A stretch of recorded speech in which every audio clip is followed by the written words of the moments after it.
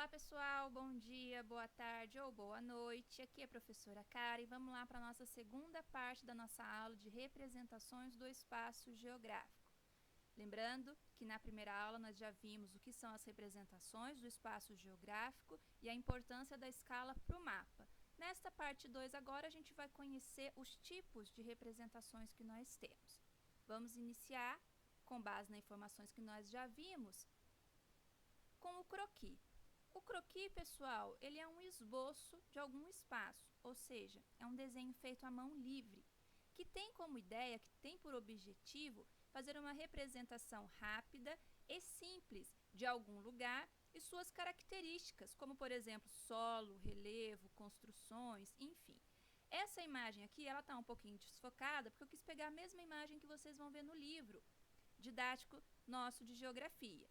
Ele representa uma parte da cidade de Curitiba, foi feito com dados de 2017, tá certo? E é uma representação sem escala. Aqui a gente não consegue determinar o quanto ele foi reduzido. Por que isso? Justamente por ser um croquis, uma forma mais simples da gente desenhar, da gente representar o espaço geográfico. Então, nessa imagem, a gente consegue identificar as áreas de rua, as divisões por quarteirão, áreas de vegetação, essa parte verdinha. Aqui dá até pra gente achar que é, por exemplo, um campo de futebol, percebem? Casas, enfim. Um croquis é um desenho simplificado, é uma representação mais simples do espaço geográfico. Depois nós temos uma planta. Planta é a representação cartográfica realizada a partir de uma escala muito grande, ou seja, com uma área muito pequena e um nível de detalhamento maior.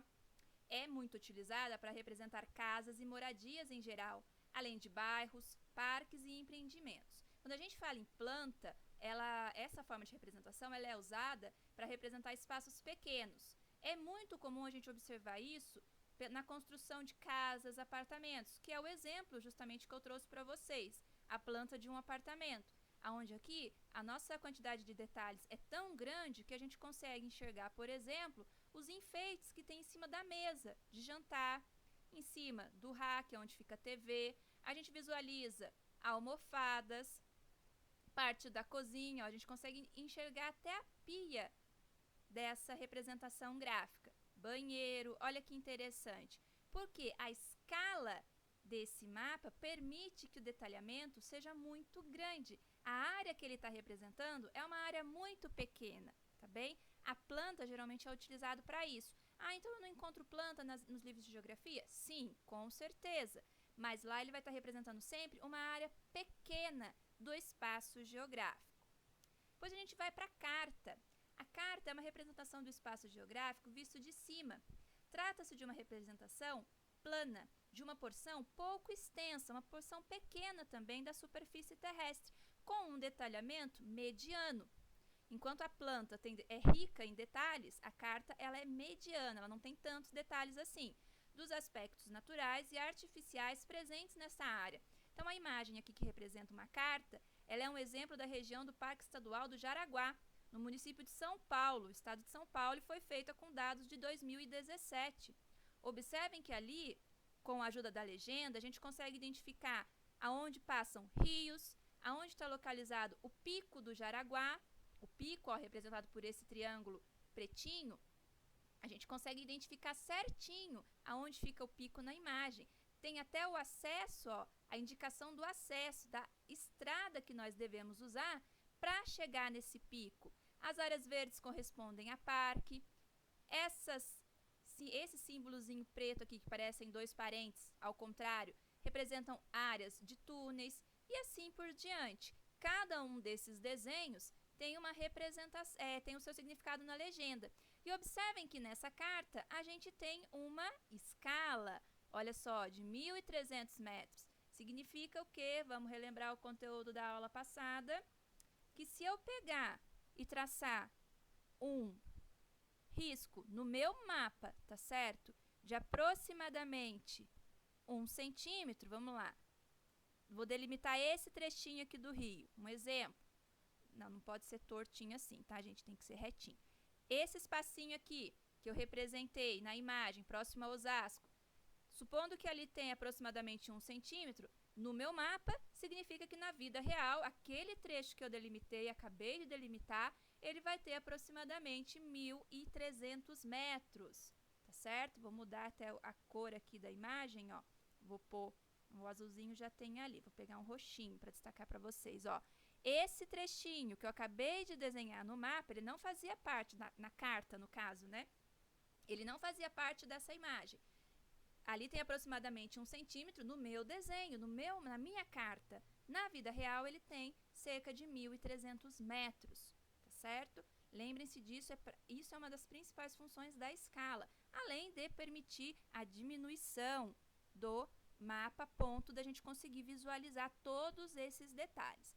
A próxima representação é o mapa, que é uma representação reduzida de uma dada área do espaço geográfico. Um mapa temático, por sua vez, é uma representação de um espaço realizada a partir de uma determinada perspectiva ou tema, que pode variar entre indicadores sociais, naturais e outros. Por que eu trouxe essa diferenciação aqui para vocês? Um mapa, todo mapa é mapa, mas nós temos os mapas que denominamos de temático. Observem esse nome, temático, do que ele lembra? Ele não lembra a palavra tema? Então, quando a gente fala que o mapa é temático, significa que ele está trabalhando, ele está nos mostrando um assunto específico. Vejam o exemplo. Aqui nós temos 2 mapas. Eu até estou usando o do Acre novamente. Ele é um mapa político. Qual que é a função desse mapa? Mostrar para nós a delimitação entre os municípios do estado do Acre. O mapa ao lado, ele já é um mapa que fala de climas do Brasil. Observem que nele nós não temos a divisão dos estados. Ó. Aqui eu não sei aonde acaba o Rio Grande do Sul e começa Santa Catarina, por exemplo. Eu não sei aqui, pegando o exemplo do Acre, o Acre fica nessa região aqui do Brasil. Ó. Eu não sei aonde termina o Acre e começa o Amazonas, porque o meu principal objetivo nesse mapa aqui é falar sobre clima, é falar sobre os climas que eu encontro no nosso território. Por isso ele é um mapa temático, tá bem? Enquanto esse aqui é um mapa político. Essa é uma das principais diferenças que a gente tem entre esses mapas. Representação cartográfica, mapa. Vou voltar aqui mais um pouquinho. É uma representação reduzida. A gente vai diminuir uma área específica da nossa superfície para poder fazer com que ela caiba num espaço viável para nós, tá certo?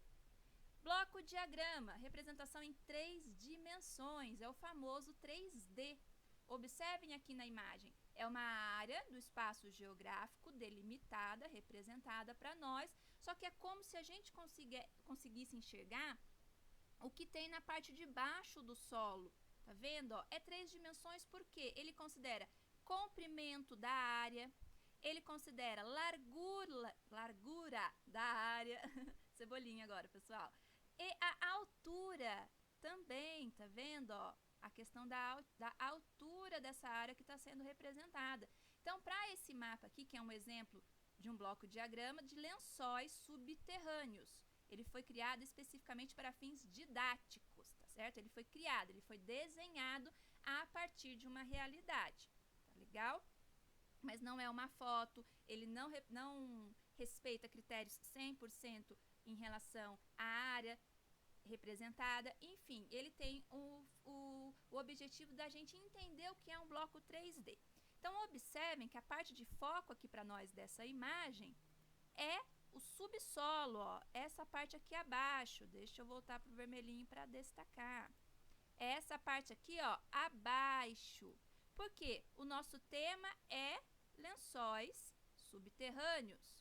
Então, ele mostra para nós as camadas que tem abaixo do solo. Camada argilosa, aonde eu encontro o lençol freático, uma camada de rocha impermeável, que seria a última camada, impermeável porque a água não passa dali, e também destaca o aspecto rochoso. Apesar da imagem estar quadriculada, aqui ó, nós teríamos uma representação de um poço artesiano. Daí a importância da gente analisar essa área por um bloco diagrama, para eu conseguir ver a profundidade, tá certo? Então, quando a gente precisa desse tipo de análise do espaço geográfico, a representação mais indicada seria um bloco diagrama. tem isso também, pessoal. Quando que eu uso cada uma dessas formas de representar o espaço geográfico? Vai depender do que eu quero mostrar, do que eu quero representar. Se eu quero representar algo que está embaixo do solo, vai adiantar eu usar um mapa? Vai adiantar eu fazer um croquis? Eu usar uma planta? Não, porque ali eu só vou representar a superfície terrestre. Se eu preciso representar alguma coisa que está embaixo da terra, uma forma indicada seria o bloco diagrama. Opa! E por fim a gente tem uma maquete. Maquete eu acredito que todo mundo conheça, né? Já tenha visto, feito na escola, né? Muitas vezes. É um modelo em miniatura de uma construção civil ou de parte restrita da superfície da terra, representando seus aspectos naturais e artificiais. Você faz num tamanho menor, numa miniatura, um lugar.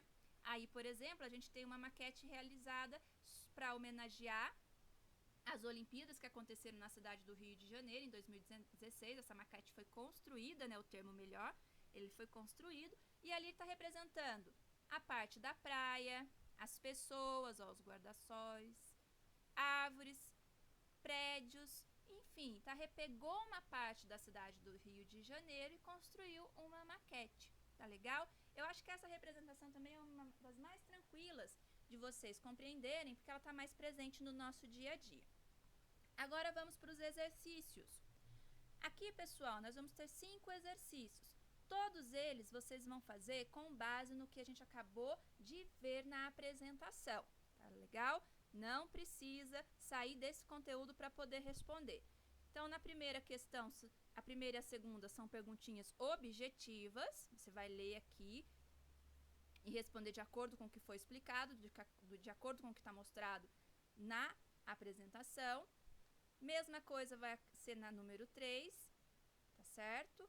Para identificar um mapa é preciso estar atento aos elementos da representação cartográfica. Sobre a escala, indique em seu caderno a alternativa correta. Aqui é de alternativa, então só tem uma que é certa, tá legal?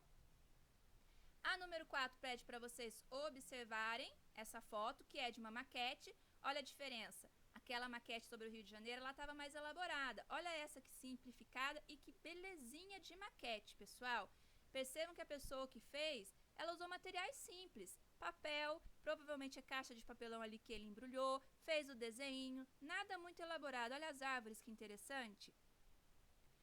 O quinto exercício é o seguinte: com a ajuda de um adulto e usando materiais reciclados e novos, se você puder, se não puder pode ficar só na base do reciclado, vocês vão construir uma maquete do seu bairro. Você vai escolher uma área do seu bairro, pode ser a próxima à sua vizinhança, pode ser a parte da praça do seu bairro, da quadra coberta, enfim, e vai construir uma maquete para nós. Se tiver dúvida, dá uma pesquisada no YouTube, lá tem muita ideia legal de como você construir uma maquete. Tem vídeo ensinando você a fazer uma maquete desde aquelas profissionais, que são usadas para representar prédios que estão sendo construídos, condomínios, para dar ideia para a pessoa de como que vai ficar o condomínio, se ele comprar um apartamento ali, por exemplo, até aquelas maquetes escolares simples, que é a que eu quero que vocês façam, tá bem? Não quero nada muito elaborado. Eu quero capricho e criatividade. Não é necessário comprar nenhum produto novo para fazer. Tenta fazer com que você já tiver em casa. Procura no YouTube, no Google e entre outros. A entrega desse trabalho, galerinha, quando que ela é para ser feita? No retorno das aulas. Se a gente voltar em 15 dias, vocês vão me apresentar essa maquete em 15 dias. Se a gente voltar daqui 30 dias, daqui 30 dias e assim por diante. Então, quando vocês a gente tiver a data prevista do retorno para as nossas aulas, é o dia em que vocês vão entregar. Vou combinar assim, vai ser na segunda semana após a volta às aulas, melhor, tá certo? Então, ó, um beijo, fiquem em casa, se cuidem, se precisar eu tô nos grupos de WhatsApp, chama lá, tá certo? Mas não deixem de fazer as atividades. Um beijo e até a próxima!